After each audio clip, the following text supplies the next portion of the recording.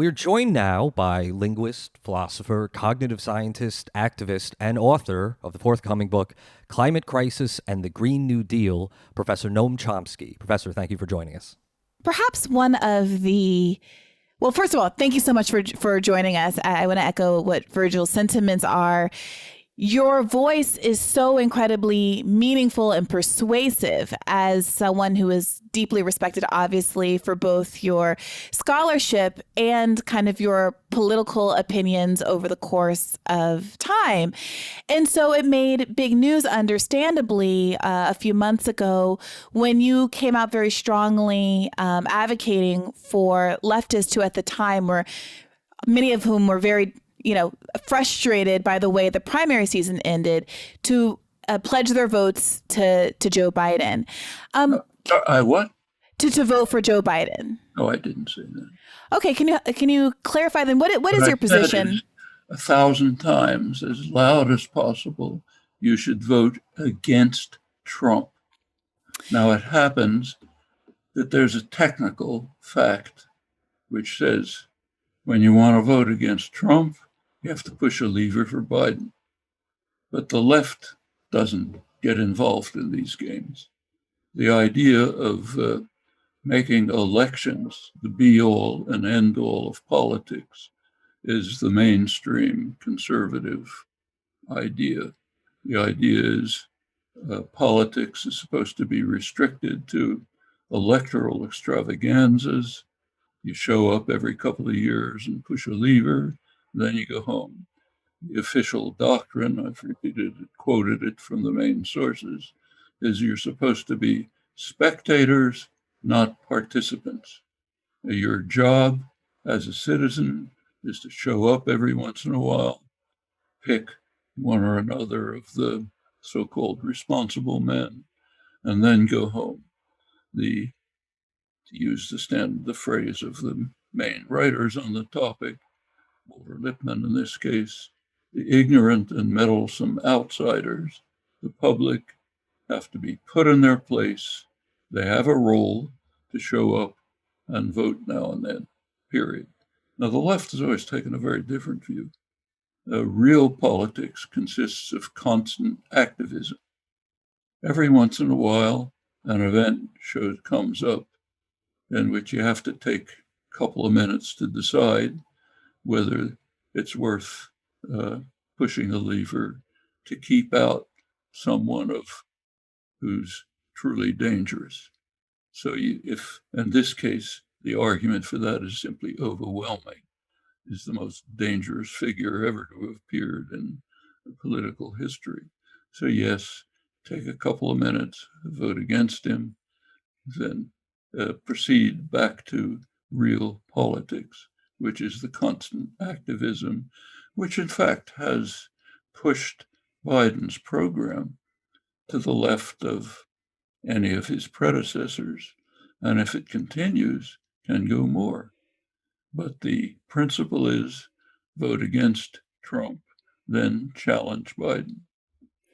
Well, I think the argument that's being made by some on the left, including myself earlier in this election cycle, was that by withholding one's vote, by saying I'm not going to vote for Biden, or as you say, against Trump unconditionally, you could continue to push Biden to the left at a time when he is most vulnerable because of his electoral position. So that endorsing him early on in the process, or endorsing him by virtue of saying you're going to vote against Trump, no one's talking about third party votes as counting as against Trump, right? We're talking exclusively about votes for Biden. So I guess the question is, now, why? Let's try to be serious about it. To say there's an argument that says by joining the 50% of the population that doesn't vote, I'll somehow influence the Democratic Party. I think that's a pretty long shot. There's another, yes, a very long shot. They don't pay attention to the 50% who don't vote. There's another proposal, which is say, keep the activism going, compel the program to move to the left, as was done, and then vote against Trump and vote and challenge Biden. keep pushing it to the left. These are two strategies, okay? But Mm-hmm. in neither case is it a matter of voting for Biden. It's a question of which strategy you use to push the party to the left. One is, I'll keep quiet. The other is, I'll get engaged and be the way the Sunrise Movement was, the way the Sanders campaign was, and succeed in pushing the program considerably to the left. In fact, the actual program on crucial issues, like, say, climate change, despite the resistance from the DNC, turns out to certainly be better than any predecessor and not too bad and can be pushed farther. So those are two tactical choices about how to move the program to the left. In my view, at least, the advantages of the tactical choice of constant activism are overwhelming. Keeping quiet has no effect. Well, I think that I agree with that, absolutely. And that no one I know is really advocating to keep quiet. It's a third tactical option that's being offered, which is to say, in the same way that voting blocs like unions have been able to, coordinate masses of voters and deliver them to politicians in return for certain promises, that some portion of progressives, be they leftist, former Sanders supporters, young people, Black Lives Matter protesters, whatever collective group there is, could condition one's vote for Biden against Trump on Joe Biden delivering some goods the same way, yes, the Sunrise Movement did. Good. Now let's take that position. Suppose you're one of these people. Do you intend to vote against Trump on November 3rd? Conditioned on whatever Not terms. Conditioned.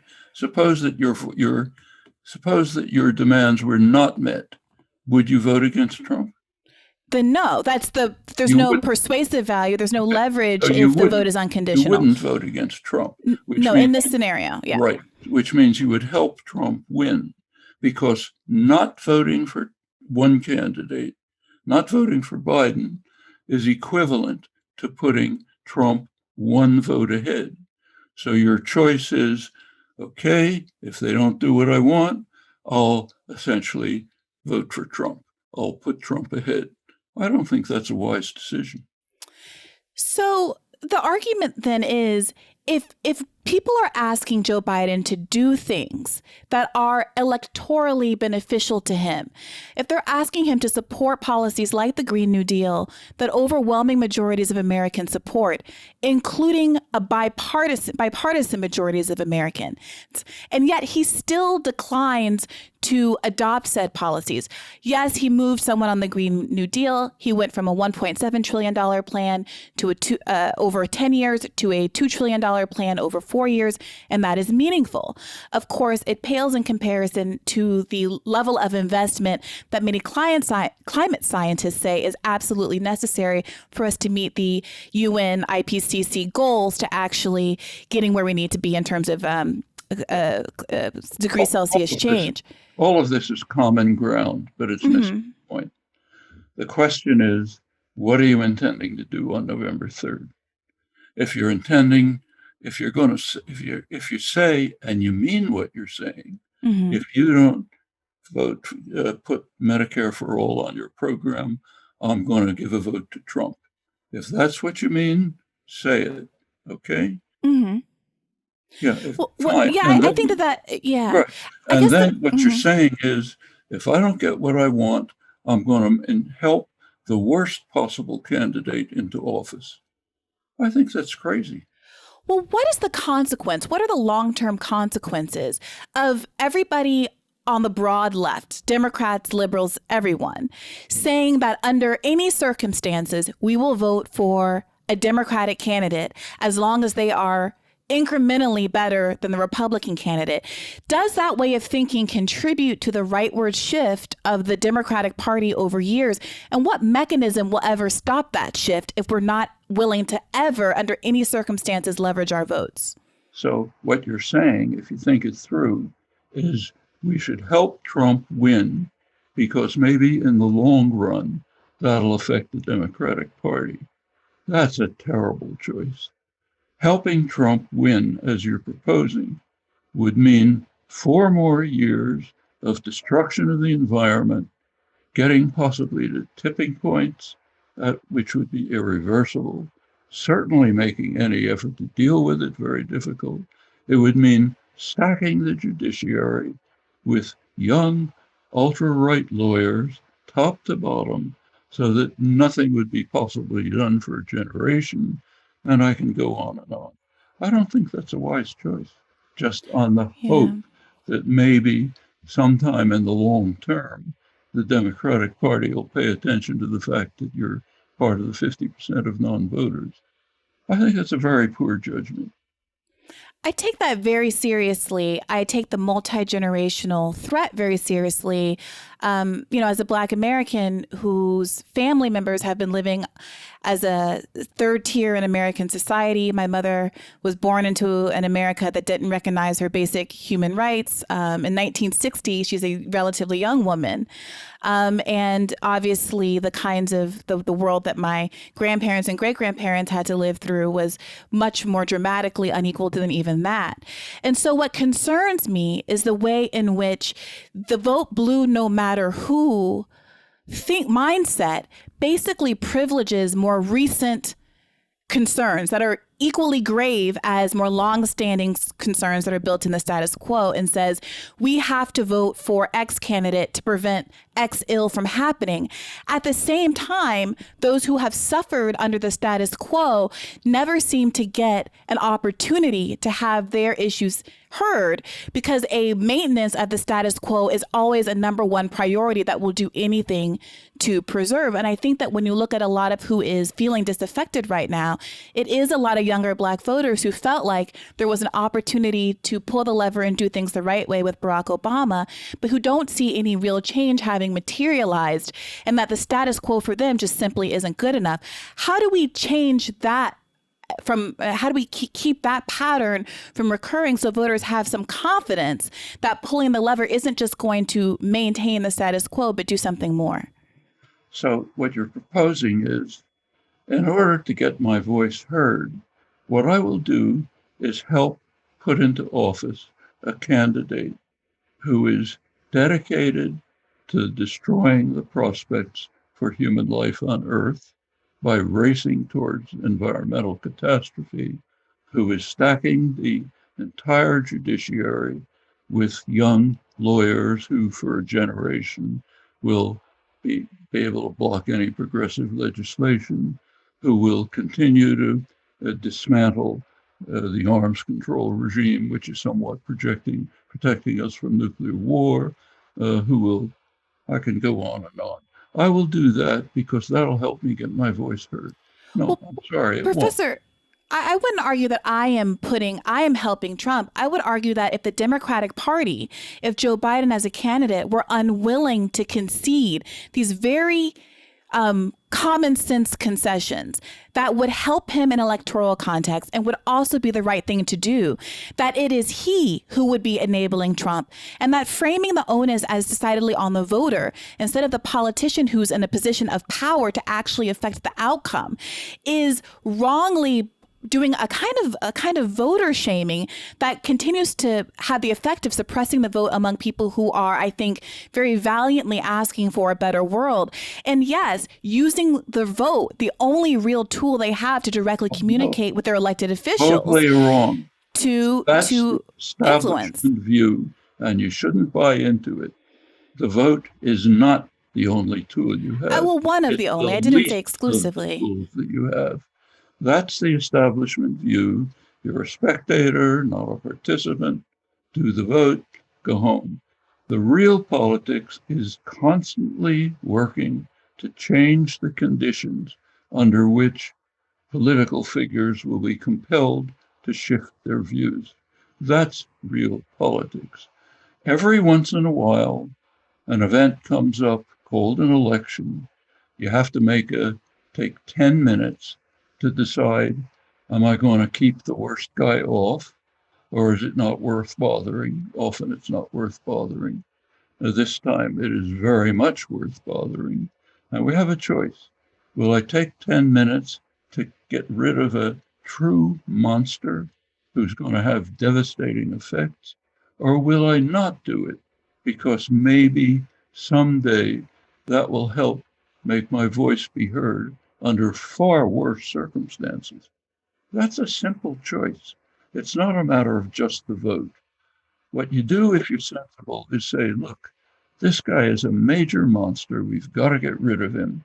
I'll take 5 minutes to do it. Then I'll go back to the kind of real politics which changes consciousness, awareness, environment, sets the conditions under which any political figure will have to react. That's left politics. None of this business about concentrating on the election the way the establishment wants you to do.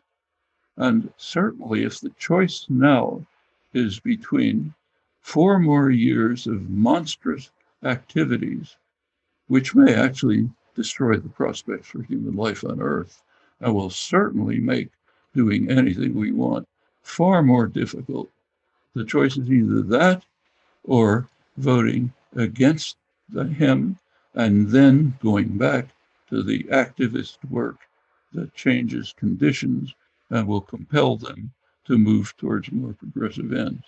That's the choice. You don't concentrate on the vote. The vote is the least of politics. That's establishment propaganda. Professor, you mentioned earlier that activism has moved Biden to the left over the course of the general election campaign. That's curious to me because what I've seen is Biden resisting moving to the left. One famous note, out of the DNC Unity Commission, the Sanders-Biden Unity Commission, one of the recommendations was postal banking, letting the post office operate as essentially a credit union. And it was reported that Biden made a phone call to the banks and told them, don't worry about that. That's just something for the Warren people. We're not actually going to do that. So my question to you is, how has Biden been moved to the left? Well, very clearly. What you're saying is he didn't move as far as you wanted. True, he didn't move as far as I wanted. But take a look at the programs. So you look at the campaign, take, say, climate change, the most important thing.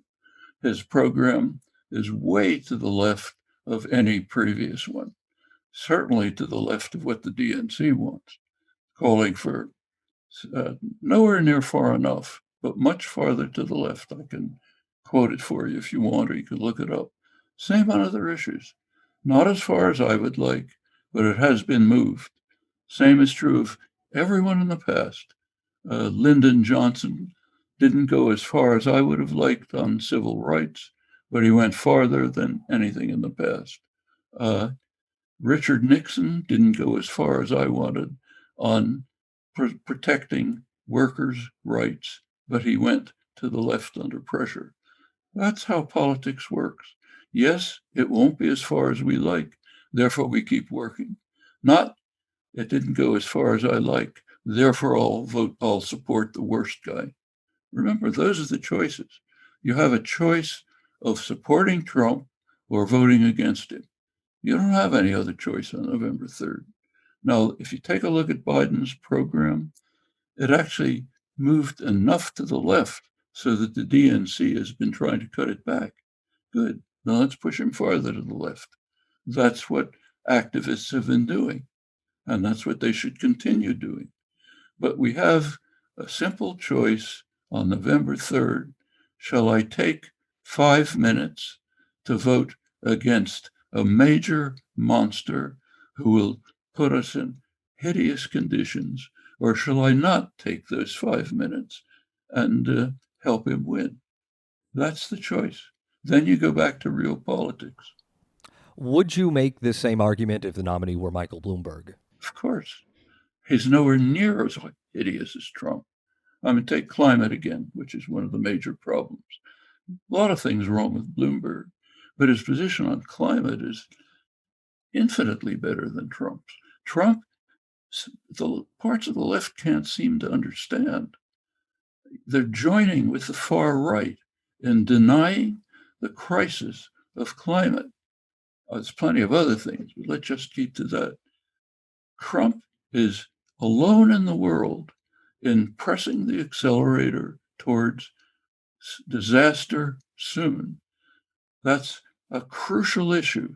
Do we want to support that, or do we want to kick him out? That's only one issue.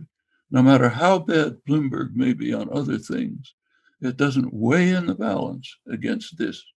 On the other things in which he's bad, Trump is also worse, but that doesn't matter. Well, can you understand how, if you are a member of the groups that are attacked by Donald Trump and Michael Bloomberg, if you are, let's say, a Black person who has been the victim of Bloomberg's stop and frisk policies and been bear direct witness to his lack of respect for basic civil rights, Fourth Amendment rights, some of the most foundational rights we have as Americans, that being told that Donald Trump is incrementally worse than him speaks to a bigger systemic issue.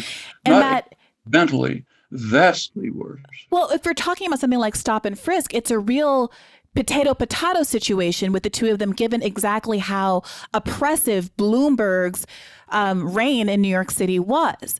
So if you take an issue like that, and I would argue that climate is a similar issue, especially given that the way climate change operates, even if you are significantly better than another person on climate, if you aren't structuring your climate program so that it prevents us from reaching the 1.5 and then the 2 degrees Celsius temperature raise at which there are cataclysmic waterfall effects throughout the climate, then your good effort doesn't help us very much. You're trying harder, but doesn't get us to the place we need to be, still results in catastrophic climate change, right? Climate failure, environmental failures, right? So the question is, why are we constantly in a scenario where we're being asked to choose between two options, neither of which really get us where we need to go, when overwhelming majorities of Americans actually support a full-throated Green New Deal program, the likes of which more progressive candidates were supporting in the race? You're asking, why do we live in a capitalist society that we have not been able to overthrow? Well, not necessarily. I think my question is a little bit narrower than that. That is not the question that arises on November 3rd. On the question of housing discrimination, they're both, Bloomberg and Trump are both bad. Trump happens to be worse. But it doesn't matter, because the issue on November 3rd, even if it was Bloomberg, is not housing. It's, shall organized human society survive? There's a big difference between 1 degree centigrade and 4 degrees centigrade, which Trump is driving for. Yes, he is. We have the documents for it. That means cataclysm, okay? Total cataclysm. All these other issues don't arise. And that's only one point. So the question is, on November 3rd, do I take 10 minutes to stop a monster who's trying to destroy us and then go back to work to try to change the society? Or do I help the monster? That's the choice. Well, my question was less about what to do on November 3rd. And I think I'd like to back away from the actual voting choice a minute, because I think it's obscuring a more substantive conversation that's really where the meat is here on the left. I think that most leftists, most progressives, most Bernie supporters are going to vote for Joe Biden. The question is how it is constantly the case that we live in a country, regardless of socialism as an ideology, we live in a country where millions of people who do not identify as socialists support Medicare for all. 88% of Democrats do. A slim majority of Republicans do, according to some recent polls. Overwhelming majorities of both parties support the Green New Deal and climate reform. Overwhelming majorities support legalizing marijuana. We are in the middle of the largest, by numbers, the largest period of civil unrest, the largest protest movement in American history, which is making a very clear call for police reform. And in the middle of all of that, in the middle of the overwhelming polls in favor of progressive programs, and in the middle of enormous realpolitik pressure from the base of the Democratic Party, Joe Biden and the Democrats have not just said, no, we're not going to move on police reform. They have, in many instances, pandered to right-wing philosophies and said, as Joe Biden did recently, I'm going to the police need more money. We need to fund them even more.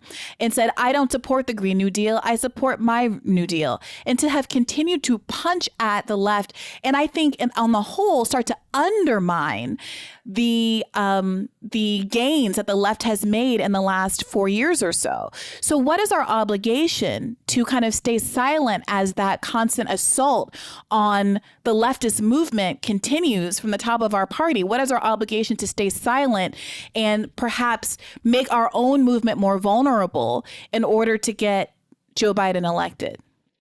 We don't make we agree perfectly on the fact the left should agree. We continue with the activism.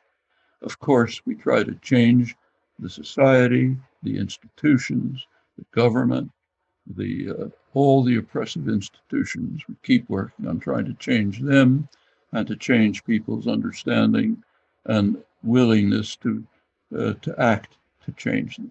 That's fixed. There's another question. Do we take 10 minutes on November 3rd to make our task infinitely harder? Or do we take those 10 minutes to say, we'll get rid of what will make it infinitely harder, and then we'll keep working? That's all. Unless you accept the establishment position that voting is the be-all and end-all of politics. I don't think anyone here believes that, but the concern is that despite this enormous amount of pressure that's been put on by activists in the street as a part of these Black Lives Matter protests over the summer, the environmental protests with the climate change movement, et cetera, that Joe Biden still hasn't moved. And I don't want to center it exclusively on him. Obviously, he is the figurehead right now. He has said, I am the Democratic Party recently, right? So therefore, you don't vote for him and go home. No, I'm not talking about voting. This voting aside, what confidence should we have that Joe Biden can be pushed if in the midst of all of this enormous pressure he's under, at the same time he is electorally vulnerable and should be seeking our votes? He is still ignoring the calls from the ground, from the people. So I hear you say we can push him when he's in office and that work has to continue.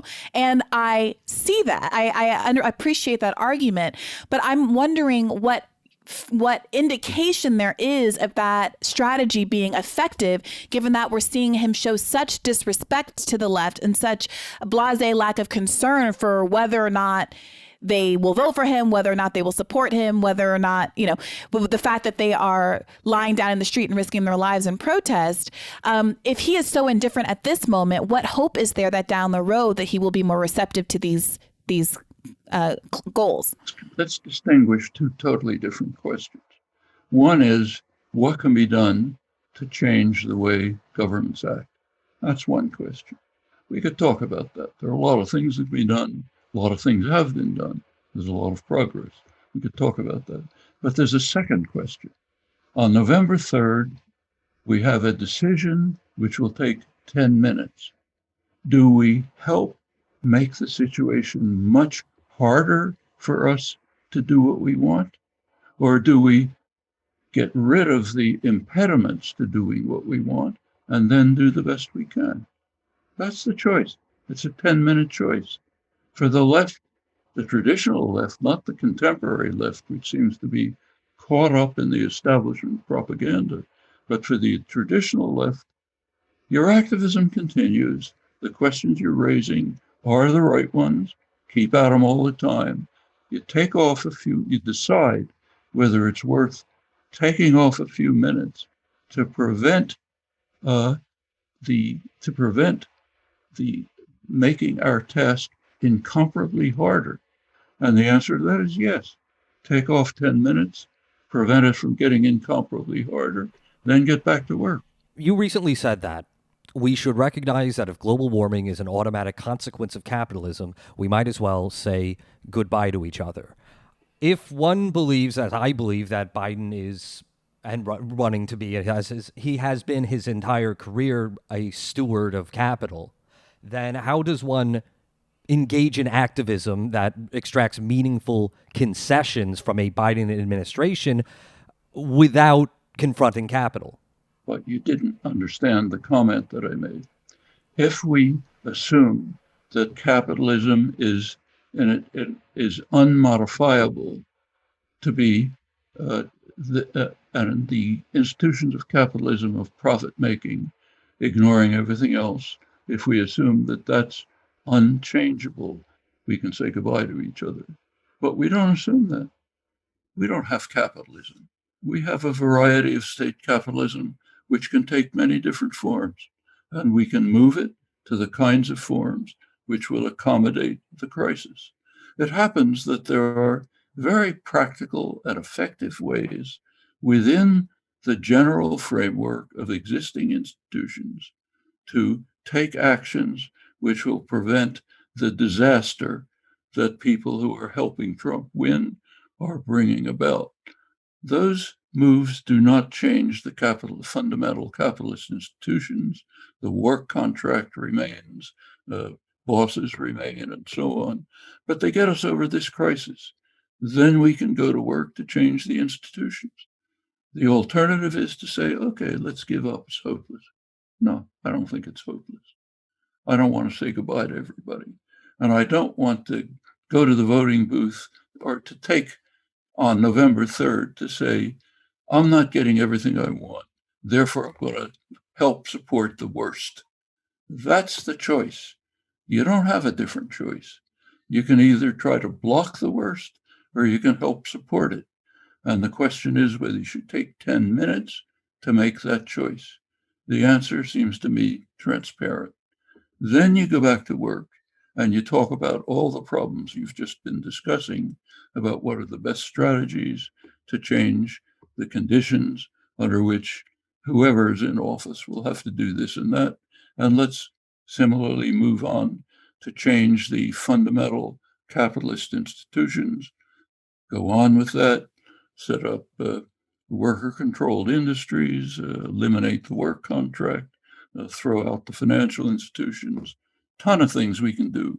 Question is, do we want to make it harder for ourselves, maybe impossible for ourselves, or do we want to leave the opportunity open?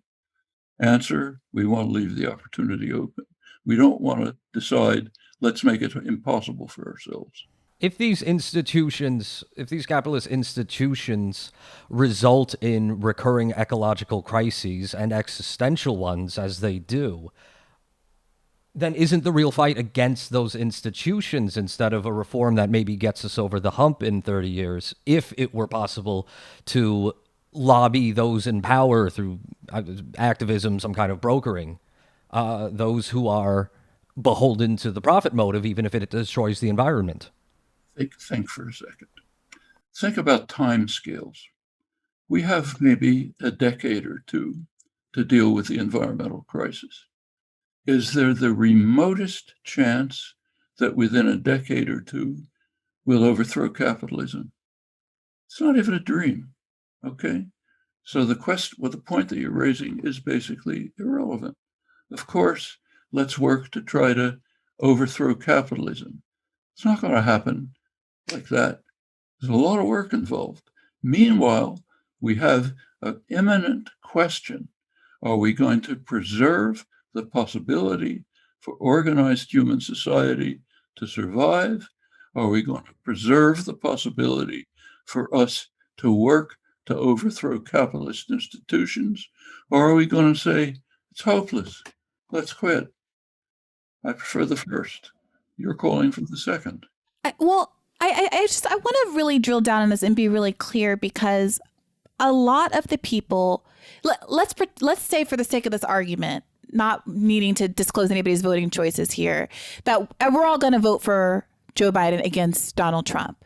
But there are many people for whom this argument is not persuasive because it feels to them like they are being shamed. Oh, the environment is going to be ruined if we don't vote for Biden, and you have to care about these things. If you don't care about things, it's deeply irresponsible, et cetera. And I take that argument. But the reality is that for millions of Americans who feel their existential experience is that they are already living on the edge, that they have been lied to and misled by so many politicians for so long, and their own personal material conditions are so bad that they are basically saying, throw me a lifeline, throw me the bare minimum, and I will vote for you, and it will enable you to do everything you want in terms of environmental reform. All you have to do is throw me the tiniest of bones. My life is on the line. All I need you to do is save my life, and I will vote for you. And the Democratic Party and Joe Biden is saying, no, you have to vote for me because of the environment. I reject your individual material personal concerns. I don't see how you can tell someone like that even if there are these bigger concerns that they should abstractly be invested in, that they should put those things before their immediate material circumstances, even if, of course, poor, working class, people of color, et cetera, are disproportionately affected by the climate crisis. So as a strategic question, why is it that Joe Biden and Democrats more broadly are rejecting these programs? And what does that mean for our ability to actually affect change down the line without doing something that's more radical and perhaps and valuing our votes enough to arguably withhold them at some point under some conditions? Well, the answer to that is to drop the establishment view which you're adopting and to return to the traditional left. Yes, there's all kind of institutions that are rotten. We want to change them. We're going to work on them. The vote is a small part of that, very small part, sometimes a major part, because the choice that you're making about throw me a lifeline or I'm not going to vote, that's not the choice. The choice on November 3rd is, do we take a few minutes away from the activism that is working on throwing a lifeline? Do we take 10 minutes off to eliminate a major, huge impediment to this? Or do we say, I'm going to help the impediment be established? But that isn't the choice. The choice that millions of working people are making is not whether to take 10 minutes and vote. It's whether they're going to stand in a long line, risk COVID, take time off of work, where they're going to be, negatively impacted professionally for doing so. And also, these are people who are being asked to do that and make personal sacrifices to vote without getting anything personally in terms of their personal needs in return. Is that the choice on November 3rd? This is a choice for millions of Americans. It is. It the choice? Think for a second. Is it the choice for you?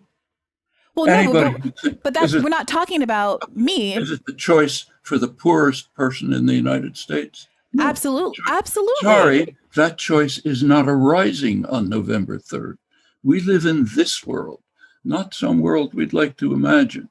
In this world, the choice on November 3rd is, do we support someone who is a major threat to our existence, or do we throw him out and continue to work on the things that we want to achieve? That is the choice, a 10-minute choice. None of the things that you're raising even arise. But it's not.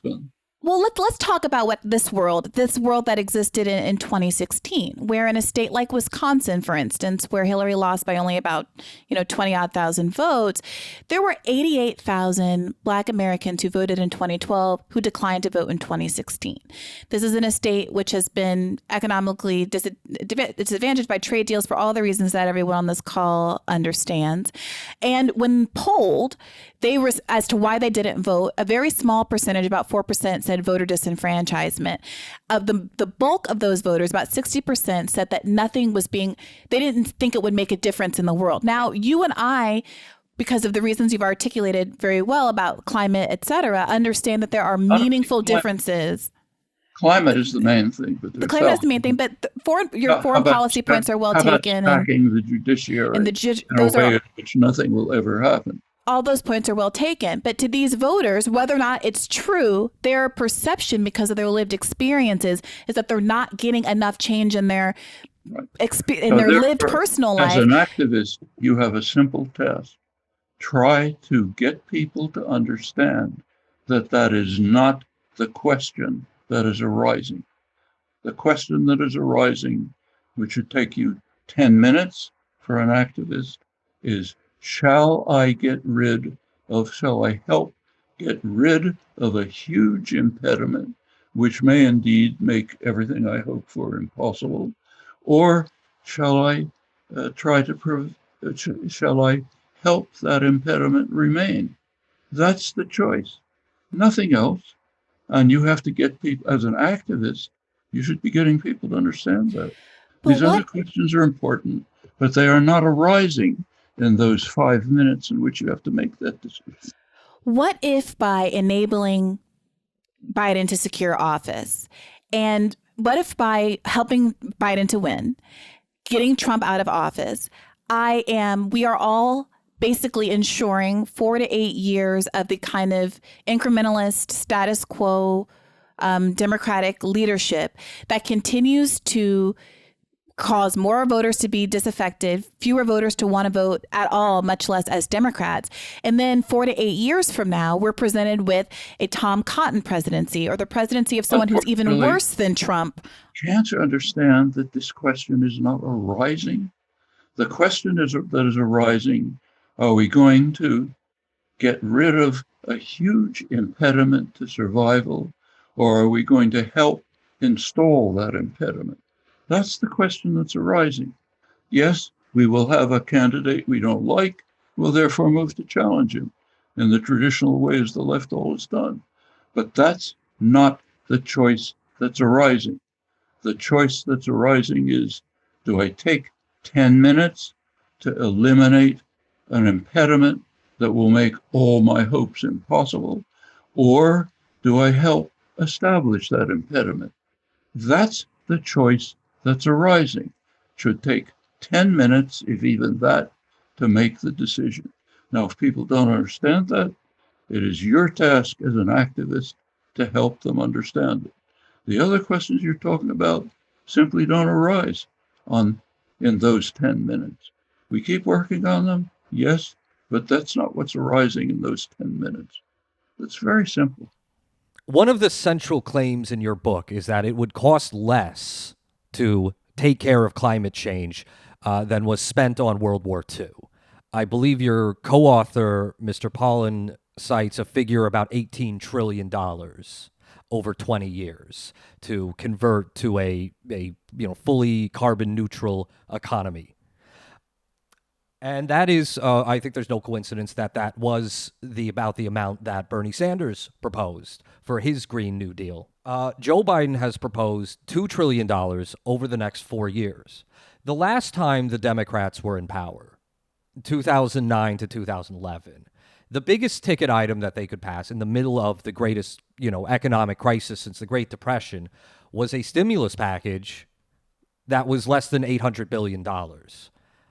Out of the laundry list of things that Joe Biden has proposed, many of them very, very expensive, why should we believe that he will spend $2 trillion over the next 4 years effectively? You should believe it. You should not believe it. That's why if you join the left, you'll continue to work to make it go beyond. But the choice that we face on November 3rd on this issue is, shall we vote for or against a candidate who wants to do nothing except race to the abyss? That's the choice. Okay? If we manage to get rid of him, we move to the next task of pressing the Democratic candidate to go beyond the most progressive program that has yet been presented and to move on to the kind that we want. But what you're talking about just doesn't arise. The question that's arising is, do we help Trump get elected and race to the abyss, or do we get rid of him and then go back to work? That's the choice. Other questions arise, but that's not the choice that arises in those 10 minutes. Very straightforward. In As fact, straight, the fact yeah. of the matter is that what Pollan suggests is 2 to 3% of GDP, which turns out to be less than the what the Treasury has poured in to save Wall Street in the last binge of dealing with the economic crisis. It's well within reach. With continued activism, it can be done. But the choice that we're faced on November 3rd is whether to make it impossible or to let it be possible. And if you think through what you're suggesting, you're saying, let's make it be impossible by keeping in the power that is never going to listen to anything we say, and it's going to race to the abyss. That's, if you want to do that, say it straight out, but don't go around it somehow. Well, you and I agree. You and I agree on Trump, but why Okay, should we that's the believe? only issue. That's the only issue. Let's get rid of him and then get to work. Sure, but we are looking at a wider window here, and why should we believe that Biden is susceptible to activism? Either he is or he isn't. If he isn't, we're lost. If he is, we have a chance. With Trump, it is hopeless. Okay? Not only hopeless, but it's a race to disaster. So the choice is, shall we race to disaster, or shall we try to prevent the race to disaster and do what we can to move them to the left? That's the only choice that's arising. There isn't another choice. I understand that the way you framed it seems very straightforward, but I would offer that for millions of Americans, including 40% of the country who are non-voters, they don't see it that way, and perhaps they're irrational, and obviously would disagree with them, and perhaps they're wrong. But the reality is that activists, I am not an activist. I don't claim that mantle. You're as very much as active. I have respect for them, but activists are in a tough spot because if you cannot, I would argue that if you cannot offer something that's a lot closer to an individual's life experiences and demonstrate how their lives will fundamentally improve, they don't feel like they have the incentive that you would like to think that the environment is to go to the ballot box. And so it becomes an electoral question. It becomes a persuasive question. It becomes a question of how much we actually want to enable activists to do their job, to seriously consider how much leverage we have as people with platforms to influence what the Democratic Party offers and what activists can then take to the people. And I can't help but think that at this moment where we have the most leverage, because ultimately Joe Biden needs our votes to win, that it is incumbent on him to do the most he can do to make his platform most appealing to the most voters, especially those voters who are the most marginalized and disaffected and who the Democratic Party holds itself out as representing. Look, what you're saying is I would like him to do different things. And right. That we have power to influence that more I now would than at any also other like him to time. do different things. And the way to do that is continued activism. Now, as an activist approaching the people you're talking about, you should point out that they should free themselves from the establishment doctrine that what matters in politics is what you do every 4 years. No, it's not. What matters in politics is the constant activism that changes things, that changes consciousness, that led to the change of consciousness that permitted the Black Lives Matter protests after Floyd. A lot of work went into that. That's politics. Now we have a simple question. Do you want your grandchildren to survive?